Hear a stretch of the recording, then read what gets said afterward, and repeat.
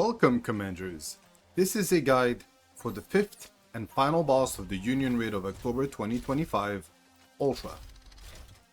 This boss is the second hardest challenge of the entire season. It is weak to the iron element and have two of his main mechanics that can be easily cheesed if you deploy Tia and Naga or Crown. The boss starts with two poison sacks on each side. They can be easily broken even if you're a low level account around level 320. He also has a machine gun that will be slowly peeling off your HP. 20 seconds in to the encounter, he will do an AoE shockwave that will probably stun your entire squad, followed by an AoE poison ability that can kill your entire squad if you do not hide away from it. The reason why we were able to completely ignore the shockwave is because Crown had her barrier up. Even if you do not cover and you just face tank it, the barrier will simply break and you will not lose your DPS. If that happens and your cooldown is available again, you will be able to also face tank the poison AoE with Crown's barrier. The barrier will not be up in time with this particular squad, but if you deploy Helm instead, you should be able to see it or achieve it.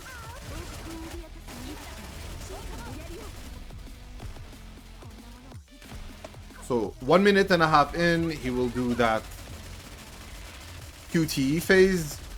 I highly recommend every single player to double tap their NIKKEs or press spacebar in order to cover up and only have one NIKKE shoot at the red circles.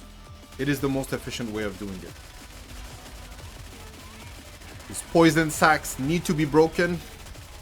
If you do not break them, what will happen is that he will be throwing a barrage, poison orbs, that will melt your HP. You do not want that to happen. That's pretty much it. Rinse and repeat. You have seen pretty much everything in this entire encounter. We will cover again. We will shoot it. Every single time you break the QTE, his poison sacks recover, and then he gets stunned for maybe 2 or 3 seconds. You do not do extra damage to him.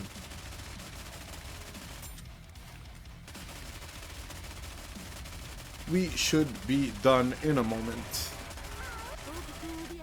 The barrier is up. He will not even bother covering.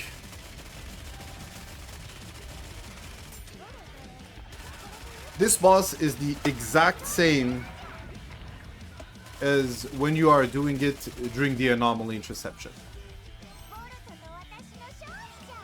5.3 billion damage.